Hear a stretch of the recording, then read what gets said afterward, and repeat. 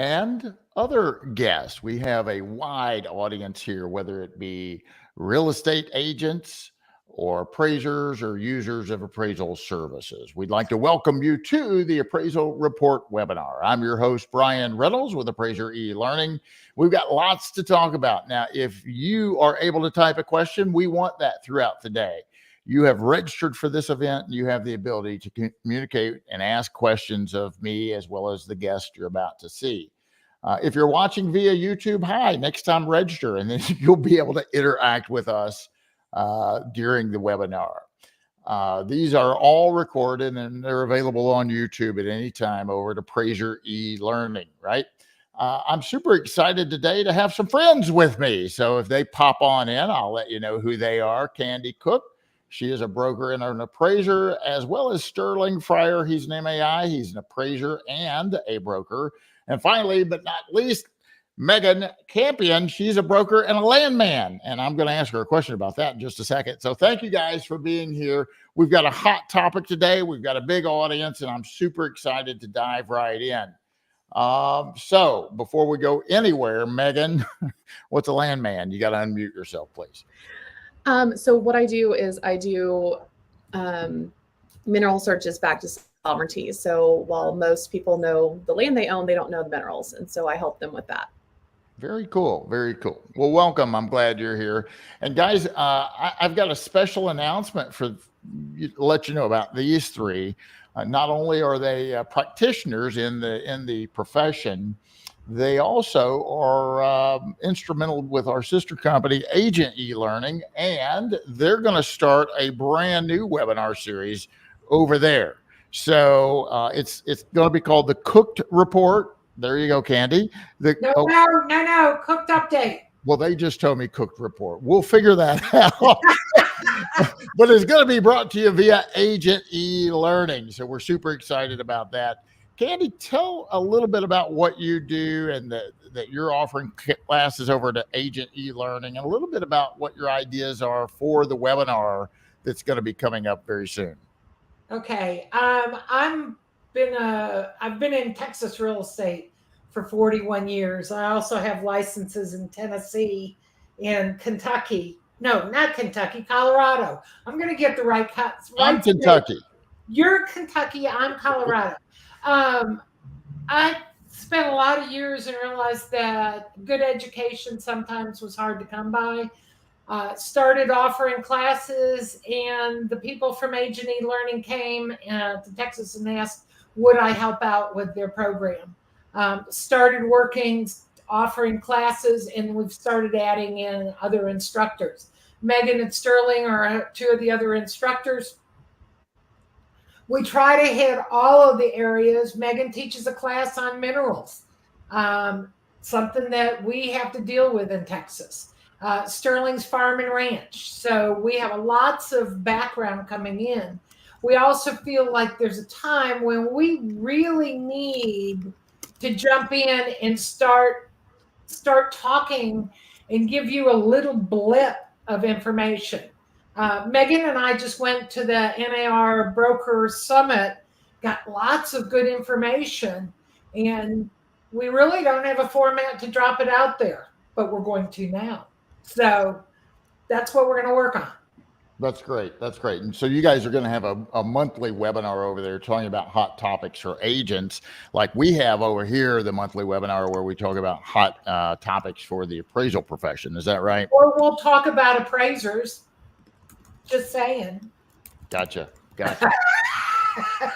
That's fine. Maybe you can have me as a guest over there. I'll help try and defend the appraisers a little bit. You know, there's always been a little bit of a love-hate relationship, but I think that's gotten better over the years. Now appraisers just hate everybody else. No, I'm kidding. Well, let's get into the topic, right? This is big news. It's the NAR proposed settlement, although we just did have a ruling by a judge a couple of days ago, right? A preliminary. So I believe we put a poll up. Sterling, did you put a poll up for us already? Meagan did. Oh, thank you, Meagan. So we have a poll right now for those of you attending. Are you a real estate agent, realtor, residential appraiser, commercial appraiser, or other?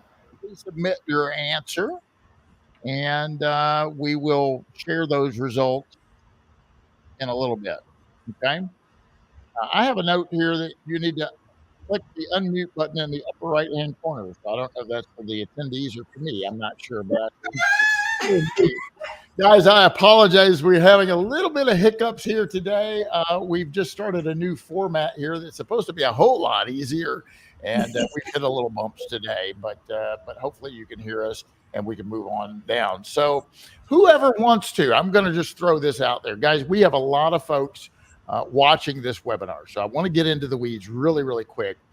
But before we get into the consequences and the impact that it's going to have on the appraisal community, the real estate community, as well as the consumers in general, because this is this is going to really kind of revamp the entire real estate model, isn't it? But before we get in there, I'd like for you guys to talk about what was the lawsuit, or what is the lawsuit, since it's not actually settled yet. Give us the basis. If there's somebody watching right now that says, I have no idea what any of you are talking about, what was the lawsuit about? Let's talk about that from the very beginning. Candy, you start. I knew it. I could see everybody going, okay, throw her under the bus. For years, we've run our businesses. There seems to be some misconception about how the buyer's agents were compensated. And the lawsuit seems to be over, number one, clear cooperation, which is an agreement that NAR made that all listings had to go into MLS. But it also, we're being sued saying that we're violating antitrust by setting a standard fee, or everybody gets paid, or whatever however it's been worked. Some of us will sit here and tell you, I never had a standard fee. I earned something different on every one. It was negotiated. But the lawsuit came down. It went to court, and it was found that we were violating antitrust, or that's what the court settlement said. Okay. I think that the talking heads have given us an awful lot of misinformation. I actually spotted that Harold put a comment in about the creative ways that we're trying to do this now, and put together ways to work it. I think the biggest thing is that Meagan and I took away from the Broker Summit last week was nothing's written in stone. We've got to hang in there and see how this is going. Now, Bryan, you brought it up earlier, the preliminary approval. Yeah. It came out 2 days ago. That's kind of a game changer, I think. Yeah, so let me just read real quickly from Housing Wire. It said, judge grants preliminary approval of NAR commission lawsuit settlement. A final approval hearing of NAR's commission lawsuit settlement has been set for November 2024. So we're really not going to know at the end of the day until we get to November, right? It's still kind of proposed. It's pending. We don't know if the courts are going to officially approve it or not. Sterling, you're a practicing appraiser. I know you're also a broker. You kind of dabble along both lanes there. What do you think your impact? Let's pick appraisers first. What do you think the impact? Let's say that the proposed settlement has been preliminary approved, gets a final approval in November. This is the law of the land moving forward. How's it going to impact you as an appraiser? I mean, to be fair, we don't know, and I don't want to speculate. I am a general practitioner in appraisal in commercial and farm and ranch, so it is basically to be determined. I think the market's going to dictate what happens, but honestly, I do not know. Yeah. All right, let's switch hats. What do you think the impact's going to be as an agent? And Meagan, you're on deck, so be ready. I mean, I think it's good. We're going to get down to best practices. We're going to get back into education and really getting agents to, really, I mean, I'm going to go back to best practices. Brokerages are going to hand down best practices in response to this that is going to be in response to it. And I think it's all going to make the industry better. So Meagan, I want to get your opinion on this as far as how it's impacting the real estate agents, but I want to go one step further with you. I want to know how it's going to impact the buyers, right? The consumers out there. And just to lay some ground here, and please guys, jump all over me if I'm wrong, because I'm wrong a lot. Okay. The understanding is that there was some frustration or misconception that the seller of a property was paying the commission for the buyer's agent. And it's like, wait a minute, why am I paying somebody else to represent? What do I get out of this, right? So part of the settlement is that can still happen, but it just isn't kind of the general rule, right? It's going to be a case by case, whether or not there's a co-op offered. So how's that going to affect the agents that sell real estate? Maybe not the listing agents as much, but how's it going to affect someone that is primarily a seller, a buyer's representative? How are they going to get paid? And do you think that most sellers will elect not to pay that co-op fee? And what's going to be the domino effect for the communities in which we're talking about here? So I think there's going to be two waves of this, because there are 18 states that already have buyer representation agreements. We work with them already. I've been doing this since 2008. I can't remember the last time I represented a buyer without one. And so for those of us who have been working with one for a long time, those agents, we kind of have navigated through this and know how to have those conversations up front. I think that states where there weren't buyer representation agreements, I think they are going to have a few more hurdles to jump through and more training to go through. I think that's going to be a little bit more difficult. On the buyer side, again, it depends. We don't really know how this is going to work. We don't know how all sellers are going to look at this, or how all buyers are going to look at this. And I think having the words as an agent to be able to explain to sellers why it might be a good idea to offer a co-op fee, I think will be very, very important. And having those conversations with buyers, we need to stop being afraid of showing that we are worth every penny we get paid, because we've done this to ourselves a little bit. And kind of hidden that, all the things that we do, and we need to be able to articulate that better. So in all transparency, I'm an agent as well. I've been probably an agent for 6 or so years. I don't do a lot of real estate, but I do some. And I think having an exclusive agreement's a good thing. If you're an agent out there watching, have you ever drove around and showed a buyer 30 houses and then they buy for sale by owner, or they picked another agent and bought? You're like, oh, I've expelled all this time and energy for zero. That's very frustrating. And I know in my market early on, it was like, nobody's going to sign an agreement. Well, yes, they will.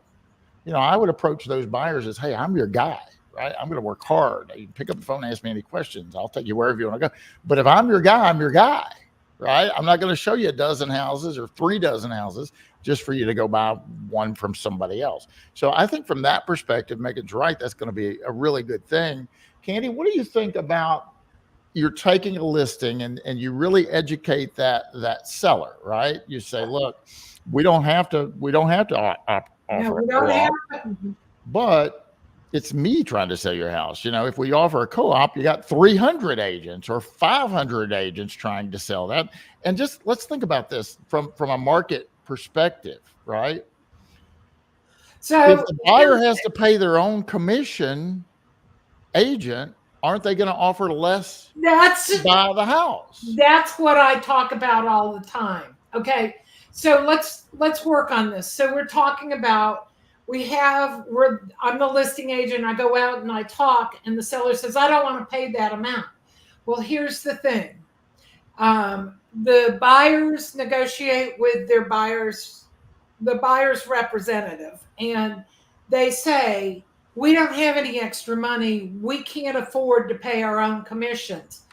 And they say, therefore, if we come up on houses that will not pay, then we don't want to look at them.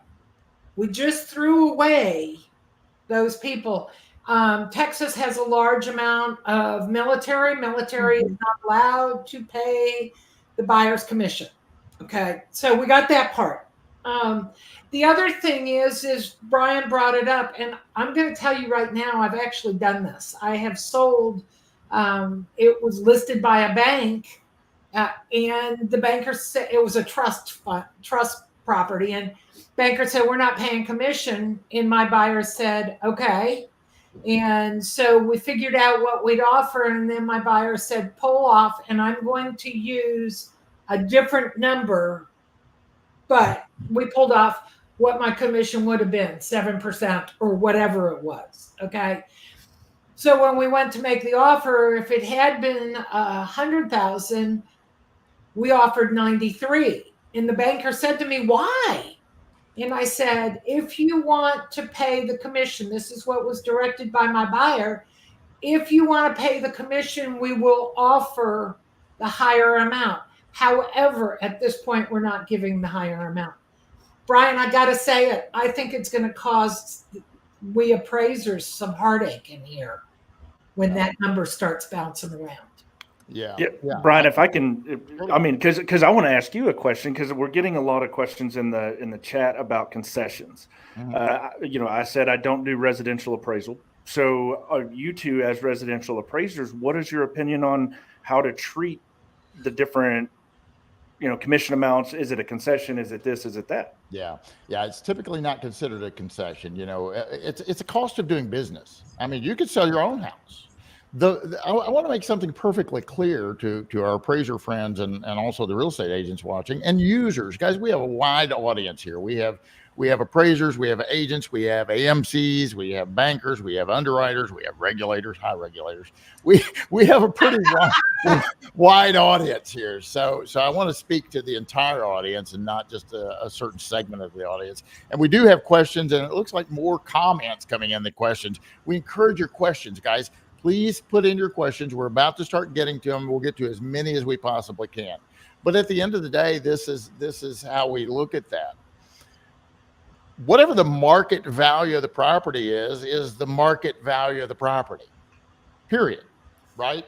So it doesn't really matter if you're selling your house yourself. In other words, you're saving that commission maybe, but you're putting a lot of work on yourself, right? Mm-hmm. You've got to answer all those questions and inquiries. You've got to line up a home inspector, possibly. You've got to be available to show the house, right? A real estate agent that does their job certainly earns their pay, guys. There's no question about it. And one of the things I talk to potential buyers or sellers about if I'm looking to represent them is, when you get married, did you bake your own wedding cake? Do you cut your own hair? Are you going to perform your own surgery? You probably hire a professional to do that. Why are you going to gamble with probably the largest investment of your life and try and sell that property yourself? But from an appraiser standpoint, our job is to opine market value. Whatever the sale price is, at the end of the day, we may be significantly higher or significantly lower. And whether or not, Sterling, you're the seller, you're paying a concession or not, how does that change the value of the property? It really doesn't, does it? So if you're looking at selling the house yourself, it's the cost of doing business. If you hire a real estate professional, that's not going to change where the market value is. The market value is whatever the market value is. Let's get to some of these questions, man. We're getting a bunch, right? So here's one from John. From a broker's perspective, what resources, tools do you anticipate will be used to offer commissions? In Texas, we're discussing a commission agreement should be added to the state's contract. However, that's not the case right now. The settlement makes it clear the offer of compensation can be tied to MLS fees or brokers on website, but it's not practiced right now. I think they meant can't be tied to MLS. Shouldn't that be better stated that way?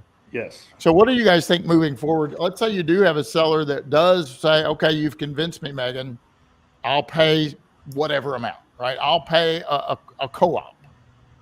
How are you getting the word out about that? Because my understanding is it's not going to be on the MLS anymore, right? No, we're not allowed to do it on the MLS. So how are you going to let folks know that this seller is willing to do the co-op?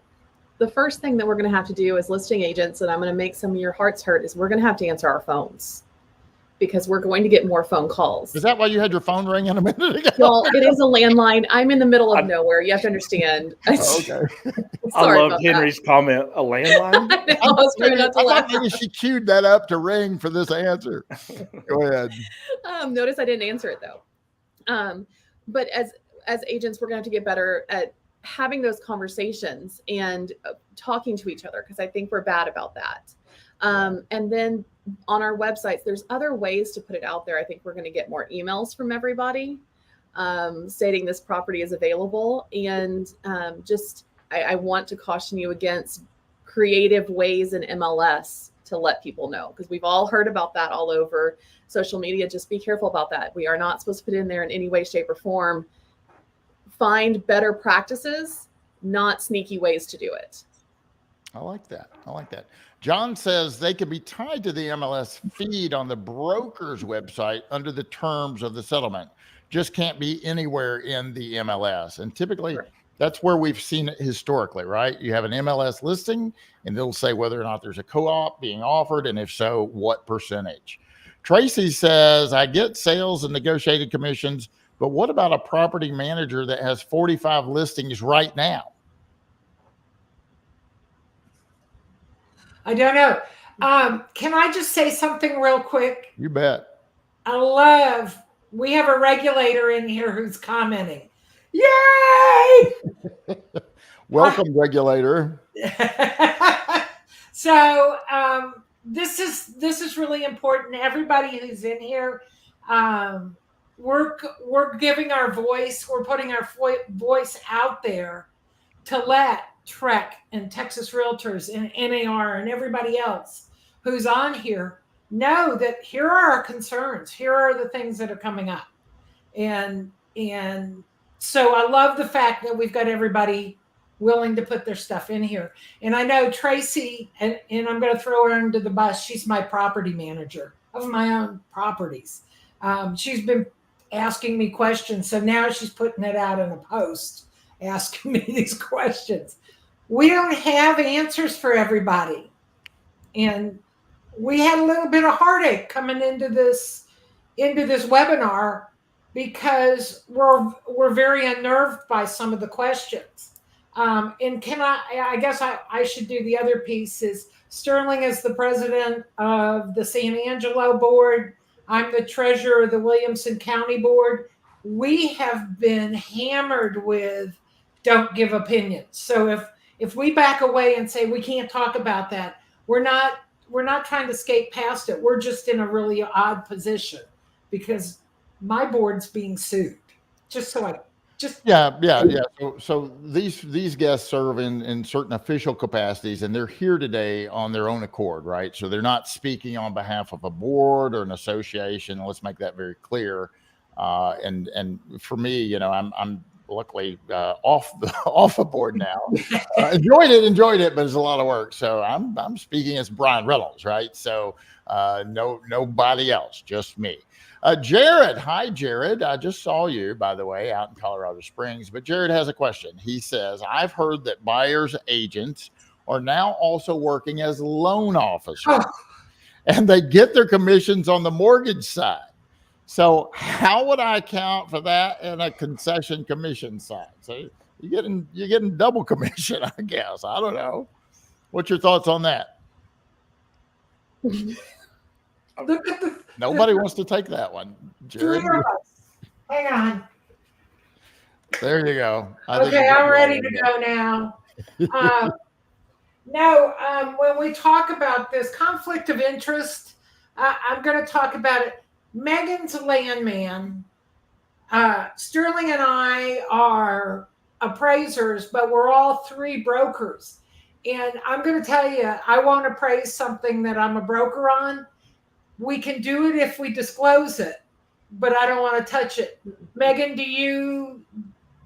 Absolutely not. I won't touch it. I don't want to be accused of coming to a certain finding because I had a stake in it from a different side. There's nothing worth that.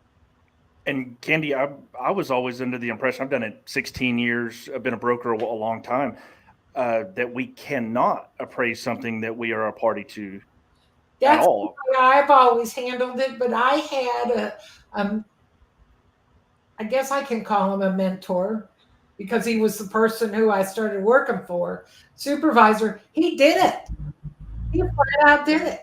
Yeah, but with USAP and everything, I wouldn't touch that with a 10-foot pole. No. But we can list things that we appraise. Yeah. So if you, and I was going to pull up my USAP book off the floor here and read it to you, but I left it in my backpack, and for the first time ever, I left my backpack in Nashville when I drove home. So I gotta pick that up Friday. But there is a stipulation in the USPEP manual that says that you're going to actually appraise something in which you have a prospective interest to the party or parties. The thing that you have to do is disclose it. So that's within the ethics rule of USPEP, and it would allow you to do that actually ethically. Now, from a best practices position, I've walked away from those, right? I've just decided, although I can do it, I'm electing to not do it, right? So it's not unethical to appraise something in which you have a prospective interest to the parties involved or the property, as long as you disclose it. I personally have walked away from those, but same. And Bryan, Steve Hurley just asked, what if you appraise a property, turn in the report, and then later you're asked to represent the home as a listing agent? Any problem with that? And I don't see any issue with that whatsoever. So the only thing that with that, we do have an obligation to list if we've provided any prior service on the subject property within the last 3 years. So you would have an obligation to disclose that if you were appraising. But if you were listing, no. As long as, the key with the ethics rule, I always say appraisers can do almost anything. I didn't say you could do anything. I said you could do almost anything. The most critical part, really what USPEP's all about, is being competent or getting competent, being ethical, creating credible assignment results, and not creating a misleading report. That's kind of USPEP in a nutshell, right? So now if you have a state law that says something else, keep in mind, when USPEP, and USPEP, for those that don't know, that's the Uniform Standards of Professional Appraisal Practice. It's our minimum requirements as an appraiser. If USPEP and Fannie Mae bumps heads, USPEP wins. But if USPEP and law bumps heads, law would always supersede USPEP, right? So it's all about transparency, and it's all about doing the right thing. So if you appraised a house and then later they contacted you and asked you about listing it, as long as you can be ethical and you didn't appraise it at a certain number in order to get the listing, that would be a no-no, right? I'm going to appraise it real high so they'll hire me to list it. No, you couldn't do that. Again, I kind of have a line there. I probably wouldn't do both in the same case, but you actually could, right? So, all right. We had somebody say that a conflict of interest is not permitted for loan financing, even if disclosed. I'm going to bring up the situation. I know that we have people out there whose husband is a broker and the wife is a loan officer, or vice versa. I got a problem with that one too. I think that's too close. But my comment always is, if it walks like a duck and it talks like a duck, it's probably a duck. If I'm questioning it, I'm going to avoid getting caught in that. That okay with everybody? Hopefully. Yeah. It's a decision. It's a business decision. Yeah. That's what it comes down to. I mean, let me give you a quick example. I got a call from a banker and he said, "Hey, your mom's in my office." I said, "I'm sorry. No, I love my mom. I'm kidding." But he said, "Hey, she's doing something here." And this was years ago. Do y'all remember way long ago when you could pick the appraiser you wanted to appraise your property? Well, she said, call Bryan. And I was a new business owner, and I had somebody I bought insurance from years ago tried to hire me. And I said, "Thank you. I know I bought insurance from you 20 years. You're trying to give me some business, but I just assumed not accept it." Right. Well, my mom was doing the same thing. And I said, "I'm not going to appraise my mom's house. I actually could, as long as I could remain unbiased, independent, objective, and impartial," which I think I could. I'm not going to do her any favors. No, she's going to pull you by the ear. No, she's not. That I didn't grow up in this house she lives in. It's not sentimental to me. I think I could be objective, impartial, right? I saw her, so I turned it down, obviously. Saw her in the supermarket a couple of weeks later. I said, "Mom, I really appreciate you trying to send me some business as a new business owner. I hope you understand why I couldn't do that. The perception might not look good. I just chose not to accept." She said, "Yeah, I just knew if you did it, I'd get a reduced fee. I'd get a cheaper fee." I'm like, "Mom, she wasn't trying to help me at all, Candy. She's trying to help herself." but sometimes it's good to know when to say no, right? And although ethically I could have done that, I felt that it was best business practices not to do it. Okay.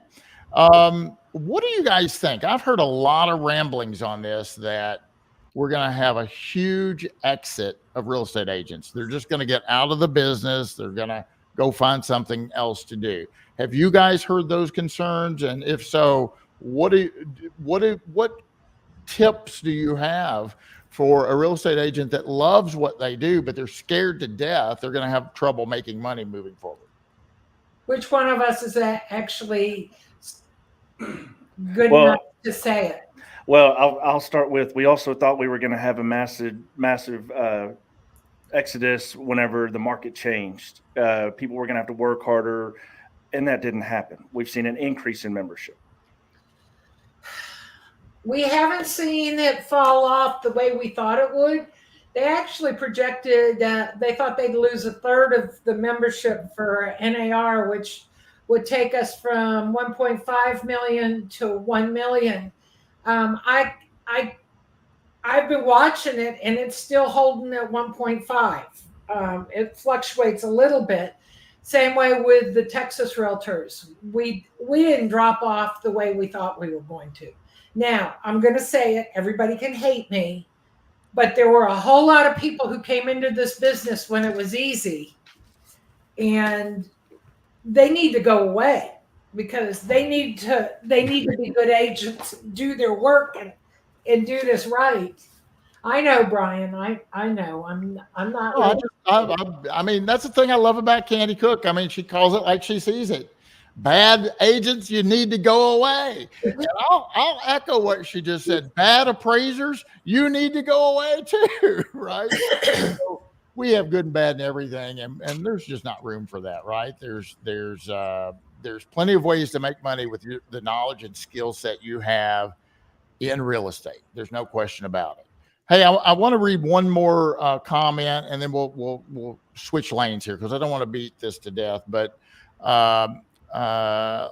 Lord said, "How about use PEP requirement to be impartial or potential perception of not being impartial?" And I just want to read the ethics rule real quick. I don't think I can share it on the screen, but I'll read it. I'll tell you exactly where it is. So it's on page 9 of the current edition of Uniform Standards, and it's line item 271. So here we go. This is the minimum requirement, right? If known prior to agreeing to perform an assignment and or if discovered anytime during the assignment, an appraiser must disclose to the client and put it in the report certification, number 1, any current or prospective interest in the subject properties or the parties involved. So there's your obligation if you have a prospective interest in the property or the parties involved in that transaction, right? Doesn't say you can't do it. So the potential perception, I'm with you there. That's why I make the business decision to walk away, because here's what you find. Did y'all hear what Candy did? Hey, Sterling, Meagan, did you hear what Candy did? I mean, I can't believe Candy did that. Can you? I just can't believe Candy would do it. And then Meagan's real smart. And she said, well, Bryan, do you really know whether or not Candy did it? I mean, she's just being accused of this thing. We don't know if she really did it. And then what's the public going to say? Well, you know, she did it, right? So sometimes it's better to just walk away, right? As we have lots of questions and comments coming in, so let's try and get to as many of these as we possibly can. So yes, selling agents are going to have reduced income. Sterling, what do you say to that? Not necessarily true. Not necessarily true. What do you mean? How can they make the same amount or even more next year than they've been making in the past? Well, what they're going to have to do is have better communication. This isn't a bad thing. We are going to get back to talking to each other and having open lines of communication on every single deal. It's not just a slam dunk out the door, close it, be done. You're going to have to work. And it goes the same for appraisers too. I mean, we're getting a lot of questions on, how do we find out what the commission was? Well, I'm sorry, guys, you're going to have to pick up the phone and do some research. The information has been readily available, but you are going to have to call and confirm sales like we did back in the day. Yeah, Meagan said a moment ago, agents are going to have to start answering their phones again, right? Isn't that what you said, Meagan? Absolutely. We've gotten into a crazy, the fact that we have to have a rule that says we have to answer, call someone back in 2 days or whatever it is really sad. Why do we have a rule that says 2 days? That's insane to me. Yeah. Yeah. So Raymond said, I think the bad agents will leave the industry, maybe some older ones near retirement. Herbert said lazy agents, right? I assume implying those will be the ones impacted. Let me ask you this question. Toby makes a very good comment, and I want to expand what Toby says here, but let me start by reading what Toby put in the comments. NAR membership is still in flux. The fallout won't happen until next year when agents can join MLS and get an e-key without belonging to a realtor board. So there's been talk that this is it. This is the final straw. NAR is going to go away. What are your thoughts about that? Candy? Okay, I got to have this conversation, and sometimes people go, oh, you're just drank the Kool-Aid. NAR, Texas Realtors, Local Association, or Kentucky Realtors, Bryan, down the way, okay?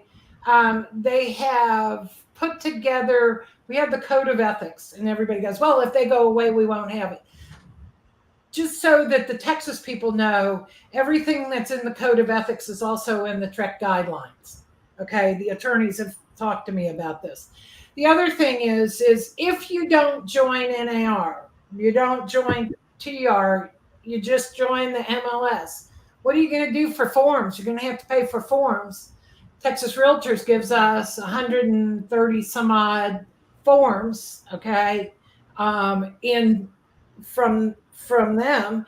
We have all kinds of services that they give to us. We also have a voice. And I'm going to ask something that Bryan Sterling and I are probably pretty familiar with. In May of 1991, we voted ourselves out of NAR appraisers. We voted ourselves out. I think there's between 80 and 85,000 appraisers. There's 1 point whatever million realtors. Who has a voice? The realtors. Yeah. Bryan, haven't we gotten thrown under the bus repeatedly because we don't have a voice? 100%.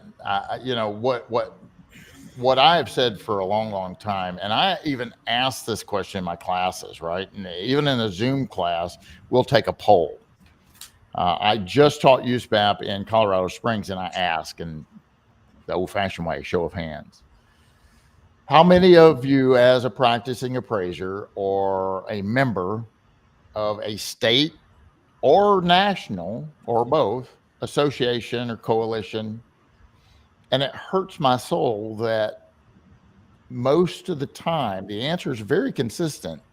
60 to 70% of appraisers are not involved in any type of coalition or association. I mean, that just makes me very, very sad. I always tease my 87-year-old mother's Red Hat Club is more organized than appraisers. Yeah. Yep. Motorcycle clubs are more organized than appraisers. Look at all the motorcycle rallies. Real estate agents come together. I mean, you have your brokerage offices normally have sales meetings. Meagan Sterling, how often do you guys have a sales meeting? Every Tuesday. Monthly, Weekly for Sterling, how often, Meagan? once a month. Once a month. So they're coming together to stay abreast of what's going on in their space, right? Do you have a board of realtors meeting or a luncheon, something like that once a month? I know we sure do. Yep. And we'll have a ton of agents show up for that. Meagan, when you have an open house, how many people typically come to your open house? Or maybe you have a broker open. None. We live in a really small area. Okay. Sterling, Wrong question. I always ask the bad example. Sterling, what about you guys? The last open house my wife did, we had 20, 30. Yeah. And so they network and they collaborate and they get together. They're competitors and some are friendlier than others, let's be honest, right? But they collaborate, they talk, they meet. Appraisers have a bad tendency. We don't do that. We're so independent, we can't come together. So the NAR has, you kind of were forced to join almost. I mean, I know you had some options outside of that. But so am I hearing here, Candy, you don't think NAR is going away? They're going to be around? No, I don't think they're going away. The other thing is, and for the appraisers who are here, I volunteer. I'm on the Real Property Valuation Committee at NAR. Been on it, I think, 14 years. And they put me on as the liaison with commercial committee also to walk back and forth with this information. You guys want to talk to me about it? You want me to take something to the meetings a week from Monday? We have representation, we just don't use it. So I think NAR is going to give us that ability. Okay, I think we're all going to have to talk. We're all going to have to work. I know that appraisers get really mad and say, well, why don't the agents put this in there, or why don't they do this? We got to remember, appraisers, that MLS was formed to market properties, not to give us comps. So let me read a couple of additional questions and comments, and I'll let y'all respond or give recommendations as a consequence of these comments. And then we'll move on to some others. Kathy says, agents rarely call appraisers back. Kimberly says, yes, appraisers can and do make those phone calls, but trying to get an agent to respond is a whole other story, right? And then Shannon said, that's okay. Realtors don't read anyway. So now a phone call won't be irritating because they didn't read the MLS. Let's all be nice and kind of. I really didn't mean to ruffle feathers by saying that. But listen, let's be brutally honest here, and everybody yells at me for not calling people back. So I'm guilty as heck personally, but what do you say to that? Number one, Sterling and Meagan, if an appraiser calls and leaves you a message, are you going to call back? And what would you say to all the agents out there that don't feel the need or importance of calling them back? Should they reconsider that position? Absolutely. Yeah. Yes. And I'm in a unique position as an appraiser. So I'm of course I'm responding. And any agent that I'm training, I'm saying, guys, these are your friends. You may hate them, because of the value or whatever, but talk to them. You got a better chance of coming out in the end if you will talk to them. Margie says, winner, winner, chicken dinner. I'm not sure what that means. That was in response to lack of numbers and appraisers. So appraisers need to get involved. Join an association, Ben says. We haven't said it because the appraisers may not know, but Cooked Real Estate on Facebook, which is where we're all coming from, is a place where we can network. Now, sometimes we get mad at each other, but we try really hard to make it so that you can get information. Everybody has to be nice. Nobody can rant. Nobody can complain. Nobody can be ugly. but it's a resource that we've tried to put out there for everybody. Right. So, Right. I have some comments here. James says I became an appraiser, so I don't have to meet other people. So I get it, James. Let's face it here, guys. Let's break this down for a minute. Jeff Bradford mentioned this to me, and he's right. And I don't think he's picking on real estate agents. Okay, so please don't think we're hitting you, but I think he's right. He talked about making this tool that would really help agents, identify potential comparable sales, and maybe, I don't know if it helped with adjustments or not, but he was trying to help agents, and he said, if I did all this and they never used it. And to his point, I showed a handful of appraisers. I took about 12 out in the field with me to show them how to measure a house. And I don't think any of them measure a house, right? Jeff said they're more social creatures. And that's okay, because you need to be a social creature if you're a real estate agent, right? You need to go out and do your Taco Tuesday or, margarita. Let's go have margaritas and I'll pay someone to measure. That's okay. I'm an appraiser. Pay me. I'll go measure for you. Appraisers, on the other hand, like James said, a lot of them, and I'm not throwing everybody in the same bucket, but a lot of them aren't social creatures, right? They want to just kind of be in their pajamas, knocking out appraisal reports in their own little world. And there's nothing wrong with that, guys. Agents need to be social. It's their livelihood. They need to be out and networking, and that's where you're getting deals done. So there's nothing wrong with that if we can kind of understand. But here's the thing, guys. Zach, I believe, is the guy out in Colorado. They call him the unicorn, right? The agents say, we never see appraisers. We didn't even know appraisers really existed. We thought it was a myth. And he's going and meeting with these agents. Paul does a deal killer. I know Taston told me just the other day that he's going out to the broker opens and getting to meet agents. I know Allison has gotten a ton of referral work from agents, just going out and giving little talks and presentations. And hey, I'm your appraiser guy. If you need help, come call me and I can help you. And you're getting a lot of referral business that way. So I understand you want to be alone and left alone, but it is an opportunity to work together, right? We're in this space together. We've got to agree that maybe we won't always agree. We'll agree to disagree, but that doesn't mean that we can't help one another, right? So I would encourage you to at least pick up the phone, make a phone call, and return calls when they reach out to you, because it might just equate into an opportunity of business for you. Bryan, do you see the pinned post? I am both a broker and appraiser. Read it and go, Candy. Okay. I have appraisers that think brokers don't know what they are doing, and brokers think they know more than appraisers.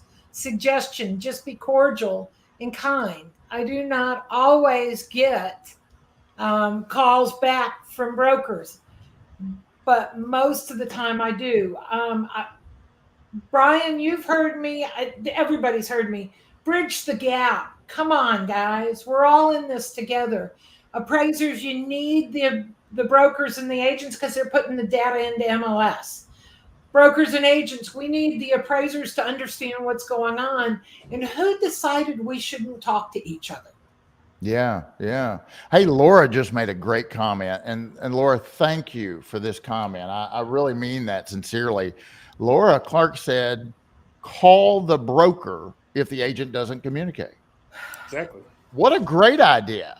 Right? Call their broker. You're not trying to get them in trouble. It's like, look, I need information. Agents, think about this for a minute. You want your deals done quick, right? We understand that. Appraisers need information. They're calling. If you don't call them back, you're really kind of handcuffing us. You've been in that property. You know how many folks have looked at that property.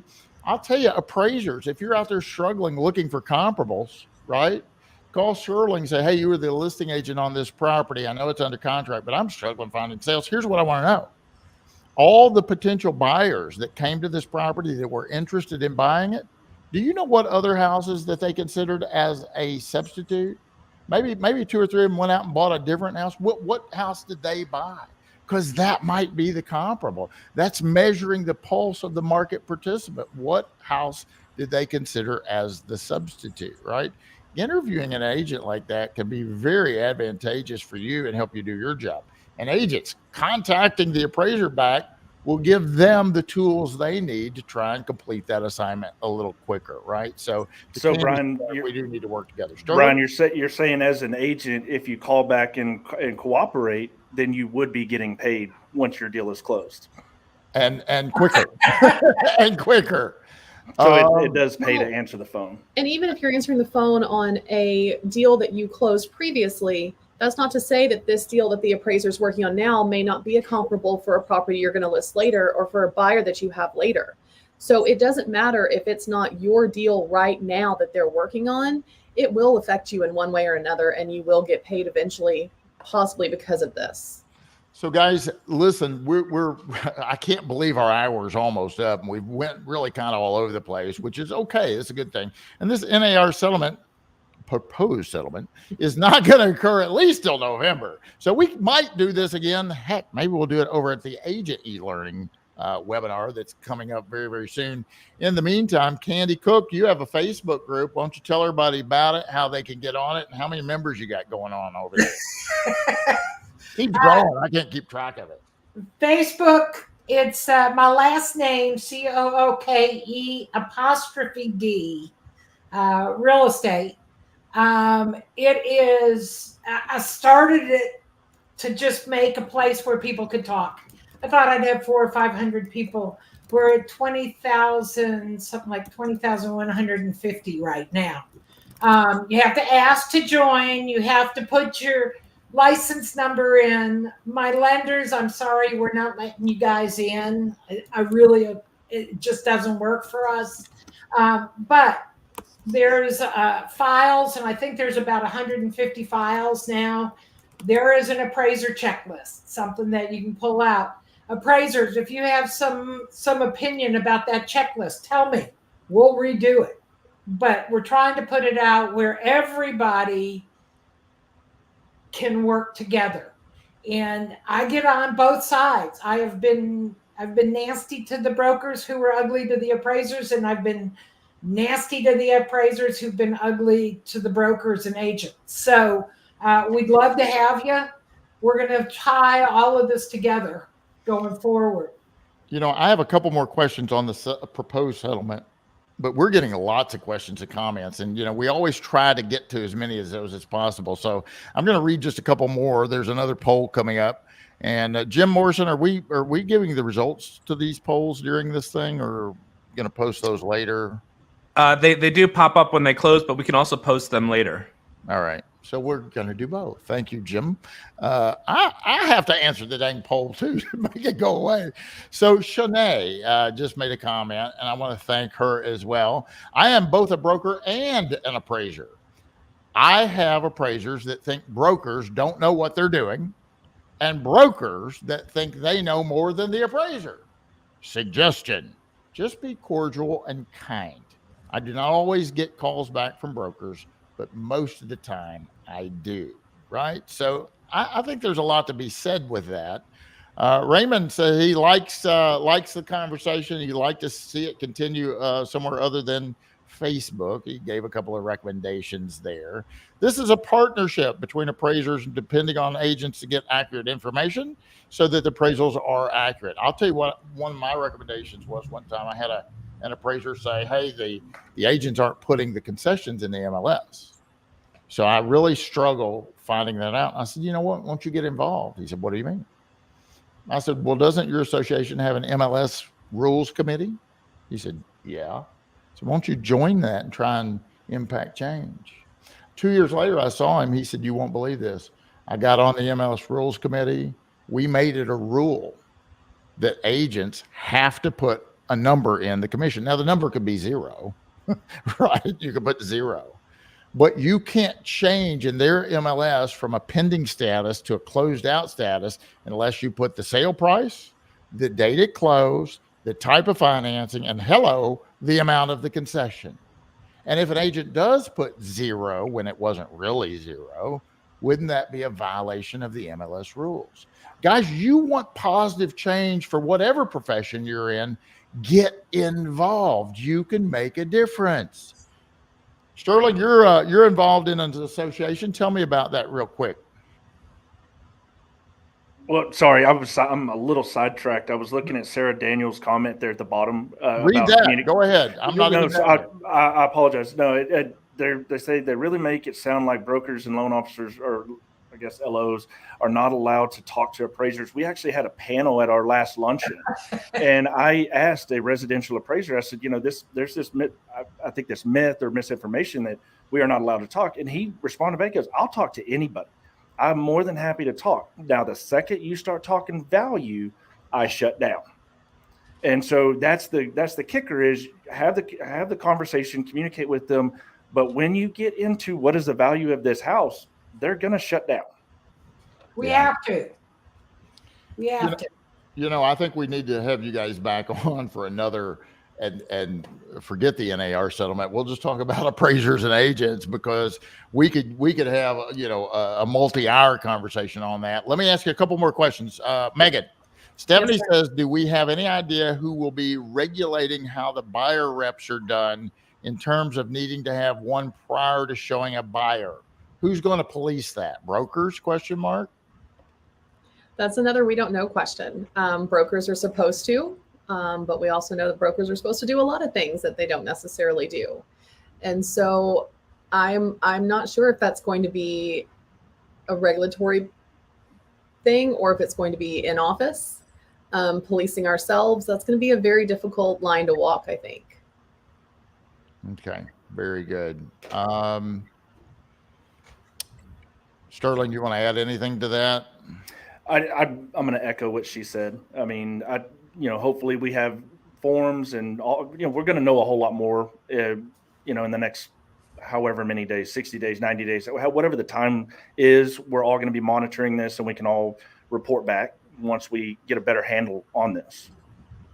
Melissa says, I've been attending agent open houses for over 20 years. My first 12 years in this business, I didn't realize how effective it was to interact with agents and brokers. Guys, if you make yourself present, Unicorn Jack said hello. So there's Zach, he's on here. Go to an open, meet with the agents, interact with them. Again, they're a great referral source for business, but you've had an opportunity to walk through that house and look at it. Let's say you don't get to appraise it, but you appraise a different one and you want to use that as a comp. Mm-hmm. Now you've gotten that data. You're not going to say you did an appraisal, but you could certainly say you've observed it because you did. You walked through it, you saw it, you know the condition. Then when you get the data from MLS or whatever your other data source is, you can, in all honesty, say, I was in that house. I had a personal observation of it. I didn't appraise it, but I did a personal observation of it. It gives you a ton of information moving forward. I've done that as well, Melissa. And if I had a little bit more time, I'd go to every open house there is, just for that reason alone. It makes you a better appraiser in the community in which you serve. I always reach out to brokers and agents when I'm looking for information. I can comfortably say 90% are friendly and helpful. Thank you, agents and brokers, for as setting when I reach out, getting back to me, I guess. So John. Kathy says, educate, don't argue. Guys, listen, Sterling says they have a meeting once a week. Meagan has a meeting once a month. Sterling, if a real estate appraiser wanted to come in and give a presentation to your group, and I know you are one, but you said you don't specialize in house appraising. They say, hey, something just came off the press regarding Fannie Mae, Freddie Mac. I'd like to come share it with your group. Would they be welcome to come give a presentation to your group? Absolutely. And we've done that. Come talk about measuring a house. Come talk about how to value a house with and without a pool. Go through different things that people wonder and agents always have questions about. I mean, and most of the appraisers around here love to do it. Very good. Bryan, speaking of educate, we have a code for appraiser e-learning and agent e-learning for 15% off. So whether you're an appraiser or an agent and you're joining us, use the code AEL15 and you can get 15% off to listen to you and Candy and everyone educate our audience. 15%, Jim. You're giving away the farm here, buddy. Yeah. Guys, if you haven't had a class from Appraiser eLearning or Agent eLearning, you do yourself a favor, do us a favor, join us. You're going to have a whole lot of fun, and I promise you're going to learn something. Candy, as you could tell, is a hoot.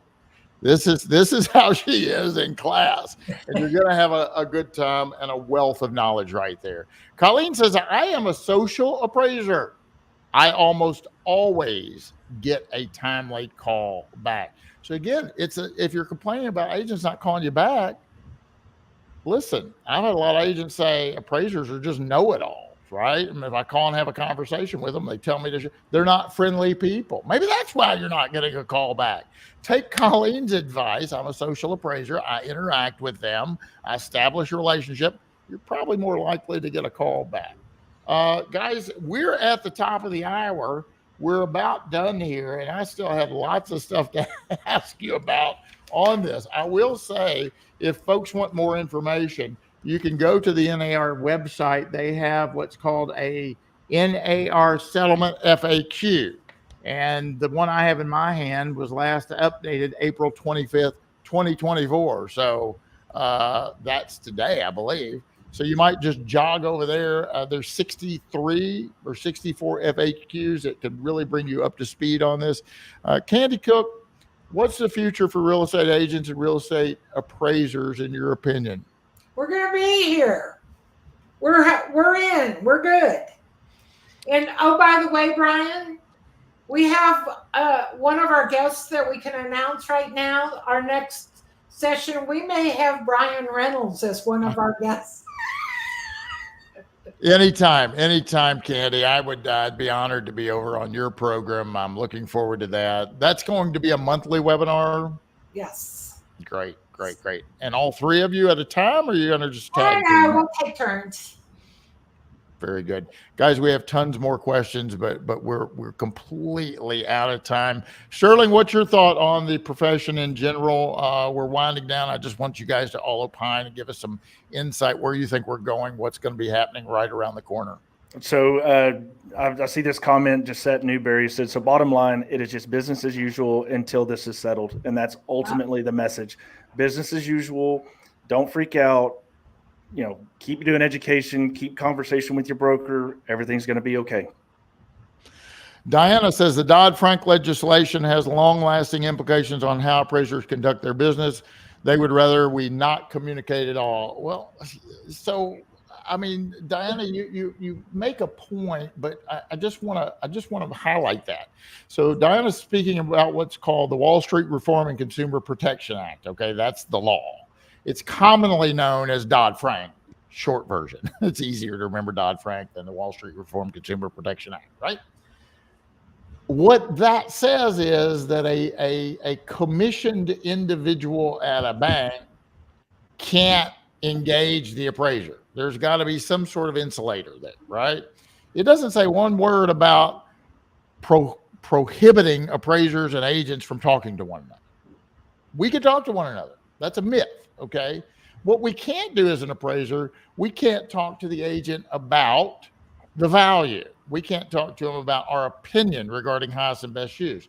We can't talk to them about our opinion of exposure time.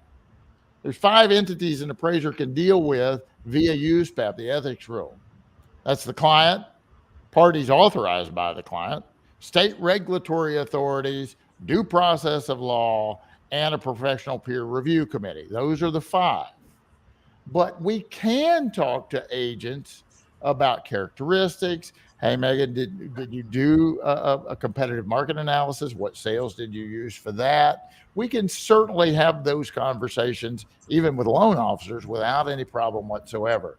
And if you want to get really down in the weeds, if you got your client's authorization, then you could talk to the agent about the appraised value and anything you wanted to. So don't think that is a prohibited measure of us having communications. Just be very careful that you don't breach the confidentiality rule of USPAP. That's the only thing you got to worry about. Meagan, where are we going from here? A lot of agents are scared. A lot of appraisers are scared. Or at the end of the day, let's say this proposed settlement does go through. It becomes final. Is the way we conduct our business going to radically change, or do you think things will settle down and we'll adjust to the new and be okay. That's so hard because we don't know exactly what is going to come from all this. We can speculate, we can have ideas.